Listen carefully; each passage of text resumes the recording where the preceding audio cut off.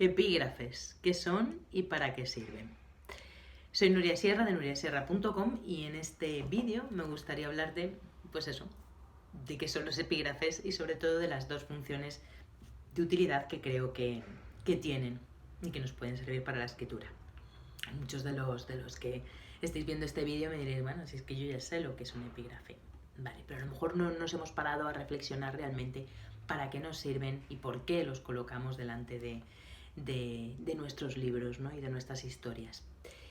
Vayamos a la definición de epígrafe. La definición de epígrafe es que, bueno, pues es esa frase, esa cita que colocamos al comienzo de un libro y que sugiere el contenido de lo que nos vamos a encontrar dentro y también expresa el pensamiento o la idea que ha motivado a escribirla. Y todo esto de los epígrafes me surge porque hace unos días hablaba con una compañera de letras, con una magnífica escritora de género fantástico que se llama Gemma Moratalla y con la que he tenido la suerte de hacer algún curso y de coincidir en talleres de escritura, y me decía que estaba haciendo un recopilatorio de epígrafes por orden alfabético, ¿no? por los apellidos, y me pareció una idea fantástica, ¿no? Porque yo tengo un montón de frases y de citas de autores entresacadas de libros, apuntadas en post-it, apuntadas en cuadernos, en documentos de Word, en Scrivener, y luego a la hora de la verdad, cuando quiero escribir, nunca me acuerdo realmente de dónde tengo esa frase. Entonces me pareció una idea interesante para compartirosla, ¿no? El poder hacer un recopilatorio por orden alfabético de esos epígrafes y también, ¿por qué no?, de temáticas, ¿no? De agruparlos por temáticas para luego encontrarlos más fácilmente, ¿no? Y bueno, rebobinando a la definición de epígrafe, allí podemos encontrar las dos funciones fundamentales que tienen de utilidad los epígrafes. Una de ellas, como hemos dicho, sugieren el contenido, es decir, enfocan el tema. Hay veces que no sabemos muy bien qué es lo que estamos contando, porque a lo mejor es algo demasiado abstracto, es un concepto demasiado etéreo que se nos escapa, y nos viene muy bien el utilizar alguna frase de algún autor para decir, esto es lo que yo estoy contando, de esto va mi libro, ¿no? De esto va mi historia. Entonces, sirve muy bien para enfocar el tema de tu historia, el tema de tu novela, el tema de tu relato. Y por otra parte también expresan la idea o el pensamiento que ha motivado a escribirla. Y es que es verdad, muchas veces necesitamos inspiración y necesitamos motivación para escribir, ¿no?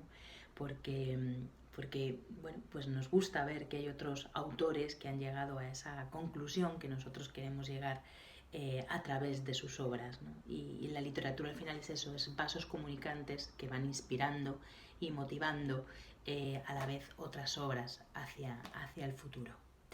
Y bueno, pues ya para terminar me gustaría leeros algunos de los epígrafes que he estado repasando en algunos de los libros que tengo en la mesilla de noche. Y bueno, pues me he puesto a releerlos y a ver qué resonaba en mí, y sobre todo a releerlos una vez que había leído ya el libro, ¿no? Porque muchas veces decimos, qué frase tan bonita, ¿no? Cómo empieza la obra, sí. Pero luego, una vez que la has leído, te das cuenta de que tenía todo el sentido haber puesto esa frase ahí al comienzo del libro, ¿no? Por ejemplo, de Lola López Mondejar, que se llama ¿Qué mundo tan maravilloso?, es un libro de relatos que comienza con 2 epígrafes, que creo que es el número máximo de epígrafes que debería haber, porque si no, bueno, se desenfoca un poco el tema. Y en es importante tanto el contenido del epígrafe de la frase como el autor, ¿no? Dice, cualquiera que sea el mensaje transmitido por el discurso, el hablar es contacto. Emmanuel Levinas. Y una vez leído el libro de Lola, pues te das cuenta efectivamente de que aquí el hablar, la comunicación, la incomunicación, tanto entre seres humanos como con la naturaleza, es uno de los temas fundamentales, ¿no? Otro de los libros también de relatos, en este caso de Carlos Frontera, se titula Andar sin ruido, y tiene un epígrafe que me encanta. Y en este epígrafe no solamente, que es una de las cosas también para las que sirven los epígrafes, no solamente nos inaugura el contenido, sino que además nos inaugura el tono de la obra, ¿no? Esa voz que nos va a contar las historias. El epígrafe dice: nunca pasa nada hasta que pasa, mamá. Efectivamente va a haber muchas madres, muchos padres, muchas familias en este libro, pero lo que va a haber también es mucho humor. Humor irónico, humor negro, humor muy profundo, pero humor, ¿no? El humor de eso, de nunca pasa nada hasta que pasa. Y bueno, tenemos esta es novela, se llama La Pasión, que si no la habéis leído, de Jeanette Winterson, La Pasión. Si no la habéis leído, por favor, ir corriendo a buscarla y leerla como posesos. Y en este caso el epígrafe no solamente otra vez inaugura el contenido, sino que además nos da el tono épico que va a tener y grandioso que va a tener la obra, ¿no? Porque el epígrafe que escoge Winterson es de Medea, nada más y nada menos que la tragedia griega de Eurípides del 431 a.C. Y dice: navegando con furia te alejaste del hogar paterno, fuiste más allá de los escollos del mar y ahora habitas un país extranjero. Efectivamente, en La Pasión va a haber muchos países extranjeros, va a haber muchos viajes, va a haber mucha furia y bueno, y pasión. Y ya para terminar, pues vamos a hablar de mi libro. ¿Por qué no? Porque elegí yo los 2 epígrafes de La mujer, de mi novela La mujer que vendía el tiempo. Bueno, elegí 2 novelas que para mí son muy importantes y que me gusta mucho releer y me gusta mucho volver a ellas. Una es de Scott Fitzgerald, es El Gran Gatsby. Y la frase dice: y así vamos adelante, botes contra la corriente, incesantemente arrastrados hacia el pasado. Efectivamente, La mujer que vendía el tiempo, hay mucho, pues eso, tiempo, mucho pasado, mucho presente, mucho futuro. Y uno de los temas es cómo ese pasado nos está lastrando y nos está, digamos, impidiendo ir hacia el futuro, ¿no? Ese bote que va con la corriente hacia atrás.